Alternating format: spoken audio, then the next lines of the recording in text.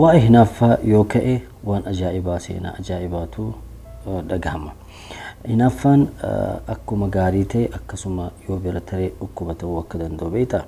Almuhim osoo gara mata duree haasawuu hinnutti hin seeniin duratti duri yeroo biyya jirrutti waa'ee hinaaffaa osoma haasofnu hiriyyaan kenna tokko akka nuun jedhe beeytanii nuun jedhe namtittii wahii jaarsa isiititti bishaan ho'aa naqxee san booda qabanii murtiitti erga dhiheessan booda maaliif jaarsa keetitti bishaan naqxee jedhanii gaafannaan nin hinaafee jetteen jedhama. San booda abbaan murtii bilisa gochuu ni danda'e. Homaa gochuu hin dandeenyu. Jaartiin jaarsa ofiititti waan hinaafteef bishaan itti naqxe adabbii hinaaffaa hin qabnu jedhanii gadhiisanii jedhama. Almuhim hinaaffaan yoo bira tare dhukkuba ta'a. Hinaafuun ammoo dirqama keeti. Sababni isaa yoon hinaafin nama sanatti hin jaalattu jedhama. Nama san hin jaalattu jedhama. Akkasuma namni maatii isaatitti hin hinaafne dayyuusa jedhama. Dayyuusa jedhama. Dayyuusni ammoo jannata hin seenu akka amantii muslimaatitti akka amantii kennaatti jechuudha. Hinaaffaa fakkeenyaaf ati amma namni tokko badhaasa noobilii waan argateef jecha itti hinaafuu hin qabdu. Hinaafuu hin qabdu yookiin hinaaftu taate ammoo chikirii qabda. Hinaaffaan sun ammoo homaa fiduu hin danda'u. Fakkeenyaaf hiriyyaan kee wahii ka ati beektu wahii yoo badhaasa san argate ammoo badhaasa noobilii san argate yimkin hinaaffaan kee xiqqoo xabaqqe jira. Laakiin hinaaffaalee akkana kanneen dhiisuu hin dandeetta. Yaani haala salphaadhaan dhiqatuu hin dandeetta. Sababni isaa waan ofii teetii jaalattu nama sanii jaaladhu haala salphaadhaan hinaaffaan sun baduu hin danda'a. Akkuma rasuulli jedhan hibba li nafsika maa tuhibbu li akhiik waan ofii jaalattu obboleessa keetiin jaaladhu. Haala kanaan hinaaffaa xixiqqoo tanniin dhiisuu hin dandeetta. Akkasuma hinaaffaa dhukkubaatu jira. Hinaaffaa dhukkubaatu jira maqaa qaba ingiliffaan illee bas maqaa isaa ingiliffaan yaadadhu ammatti. Almuhim hinaaffaa dhukkubaatu jira. Fakkeenyaaf asiin dura namtittiin takka jaarsa ofiititti waan hinaafteef jecha dhayxee manaa baatee mana isiititti ibidda qabde haa inni du'uuf jecha gocha isii kanaan namni 44 du'uu danda'e. Yaani sababa isiin mana ofiititti qabsiiste ollatti tarii akkana nama 44tu du'e. Mana isii jaarsa isii alatti jechuun namni 44 du'uu danda'e namoota gurguddoo fi ijoollee daa'imatu du'uu danda'e. Kuni dhukkuba hinaaffaa dhukkubaa keessatti galee jira jechuudha. Tokkollee jaartii ofii ajjeese sababa hinaaffaatiif jechuudha. Kun hinaaffaa dhukkubaati jechuudha. Addunyaa irratti hinaaffaa shakkiitiin qorannoon adeemsifamee parsantiin 20 xalaaqa irra gaha yookaan wal gadhiisuu irra gaha jedhan. Hinaaffaa shakkiitiin jechuudha. Parsantiin 25 ammoo haala ajjeechaa irra gaha. Yaani sababa waan shakkeef jecha jaartii isaa waan itti hinaafuuf shakkee isii ajjeese jechuudha. Parsantiin 25 akkasi. Parsantiin 50 ammoo tumaa fi wantoota adda addaa jechuudha. Tumaa arrabsuu wanta garii ergaan re'aasuu teestaan itti bu'u. Kun ammoo parsantii 50. Kun ammoo hinaaffaa shakkiitiin malee wanni inni ifatti beeku tokko hin jiru. Hin shakke. Hinaaffee shakke. Sinii galaamti hinaaffaa shakkii jechuudha. Akkasuma bara 2017 hospitaala guddaa biyya Ameerikaa keessa jiru wahiititti sababbiin namoonni hospitaala dhufan namoota 95 filatanii jechuudha. Namoonni kunniin hinaaffaa shakkii akka qaban argan. Hinaaffaa shakkii akka qaban argan. Yaani hospitaala keessa yaalamuu hin qabanii bakkitee doktora bira deemanii doktora nafsii wantoota akka isaan bira dhaqanii akka yaalamaniif warroota achi dabarfama. Namoota 95 qoratan. Namoota 95 kanneen keessa namtittii wahii hinaaffaa shakkii qabdi. Namtittiin tun umriin isii waggaa 75. Jaarsa isii ollaa isii wajjin shakkiti. Jaarsa ofii ollaa isii wajjin shakkiti. Laakiin wanni isin ajaa'ibsiisu jaarsi isiitii fi ollaan isii kun aslan waliyyuu hin beekan waliin haasan. Yaani utuma karaa wal dhufan haa jiranii wal bira taran malee waliin haasawa tokko hin qaban. Namtittiin tun sababa hinaaffaa shakkiitiin nama itti dhufu hunda jaarsi kiyya akkana ta'ee namtittiin sun jaarsa kiyya wajjin alatti wal arganii akkanuma ragaa hin qabdu bas akkanumaan hinaaffaa shakkiitiin shakkiti. Yoo dingata wal jarri wal bira taraniyyuu walii beellamanii wal bira taran jettee akkanuma yaani sammuun isii kun hinaaffaa shakkiitiin guutamee jira.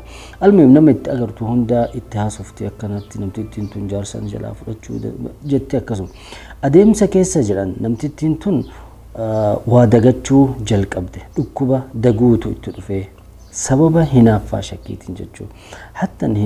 Hattan shakkiinuu hattan hinaaffaan kun yoo bira ka dabru ta'e sadarkaa bira ka dabru ta'e dhukkuba ta'aa jechuudha akka namtittii kanaatti jechuudha. Laakiin fakkeenyaaf طيب faranjoonni maaliif hin hinaafne fakkeenyaaf jaartii isaa wayita isiin qullaa teettu arga fakkeenyaaf caafii bahara yeroo dhaqan ittiin hinaafu jaarsi intalli isaa osoma inni argu jaalallee ofii qabattee manaan wayita ol seentu arga ittiin hinaafa laakiin dubbachuu hin danda'u. Yoo inni jaartii isaatitti ka dubbatu ta'e walaa gaddifnu maal atillee dalagaa jirta anillee dalagaa jira maaliin kun sababni isaa isiillee dalaydee uf dandeetti innillee dalagee uf danda'a. Waliigallee akkasuma inni osoo dhaqee intala isaatiin abboo waan akkanaa godhadhu waan akkanaa baafadhu waan akkanaan ta'in dhiira waliin hin deemin dhiira qabattee hin dhufin osoo jedheeni bilbila fuutee haala baankii akkana jira daadiin kee akkana jira daadiin isii alaatuun mana hidhaa seena sababni isaa amantii dhabuurraayi amantiin wayita daa'immaa isaaniitiin amantii irratti hin guddatan je'anii akka yaada kiyyaati jechuudha. Amantii irratti hin guddatan takka akkasuma haala warri isaanii irratti isaan guddisan waan ta'eef isaanillee haaluma san irratti gudditanii hinaaffaan ulliq jedhee bee. Laakiin biyya Faransaa keessatti yaalii godhanii namoota hinaafaniif namoota hin hinaafne jedhanii gaafatan. Wayita gaafatan parsantiin 43 in hinaafnuu jedhan. Intalli teenna abbaa feetoo qabattee dhufte. Jaartinti akka feetee godhattee dhufte deemte in hinaafnuu jedhan. Parsantiin hafe ammoo in hinaafnaa jedhan. Yaani wayita laaltu qixxeen in hinaafu jira. Yaani warri jarattiin sun akka horiitti jiraatan jechuudha. Yeroo hinaaffaan biyya takka keessa yookaan tuuta tokko keessa boo akka horiitti jiraatta jechuudha. Ka barbaade waan fedhe godhee ka barbaade hinaaffaan yoo hin jiraatin jechuudha. Akkasuma bakka hinaaffaan hin jirretti dayyuusa taata jechuudha. Akkasuma bakki hinaaffaan hin jirretti amma abbaan yoo intala isaatiitti in hinaafin abbaa feete waliin akka feete yoo taatu taate ilma haraamaatu irraa argama. Abbaan warri ittiin hinaafu akka barbaadde daleedi kun ammoo waan haraama akka isiin daleedu godha. Waan haraama akka isiin daleedu yeroo waan haraama isiin daleedu ammoo ilmatu irraa argama. Isaan biratti ammoo kunniin hundinuu aadiidha. Intalli isaa deemtee ol fuuftee abbaa feeterraa fiddee ilma yoo dhalte warrumatu guddisa. Aadiidha yaani waan aadiidha.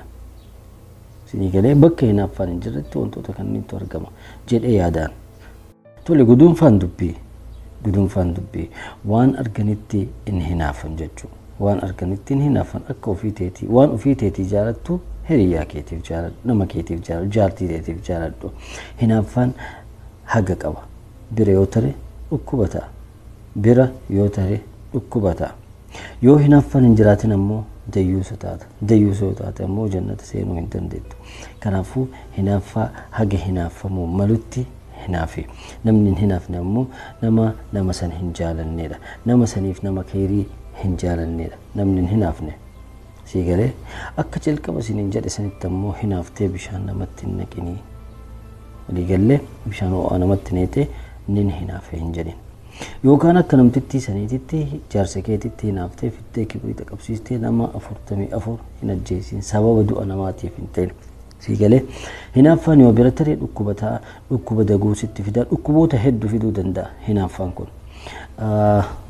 Kana hundaa wanni hojjedhee viidiyoo kana hiriyaa kiyya tokkotu jaartii tiyyatti wahin shakkaa in hinaaftaa jedhe in hinaafa jaartii tiyya in jaaladha akkamitti in hinaafnaan jedhe bilbila isii fuudhee yeroo hundaa waan shakka jedhe waan shakka ani shakka maal akka shakkaa jiru hin beeku bas garuu hin shakkanaan jedhe bilbila isii fuudhee waa irra soqa waan shakkusan argachuudhaaf jecha laakiin bilbila isii irra humaa hin jiru bilbila isii irra humaa hin jiru laakiin inni waan shakkuuf jecha jawwaala isii olii gadi oofa 24 saat isiin ammoo jawwaala kanatti dantaa hin qabdu ana ammoo jawwaala biraa qabdi na fakkaate laakiin isiin jawwaala biraa hin qabdu mataa kiyya keessa ammoo wanni kun bahuu dide akkam godhe jedhee waan na gaafateef waan kana yaadadhee video kanallee hojjechuu danda'e namni biraa ka akka isaa jiraachuun oolu jedhee waan yaadeef jechuudha kanaafuu obboleessa kiyya sababa shakkii hinaaffaa shakkii waan qabduuf kanneen goota kanaafuu jaartii ta'e hin shakkini dhiisii nagaa naa jiraattu atillee nagaa waliin jiraadhu maaliif fiddee hinaaffaa shakkii jiru keessan keessa buuftee waan hin jirre uumtee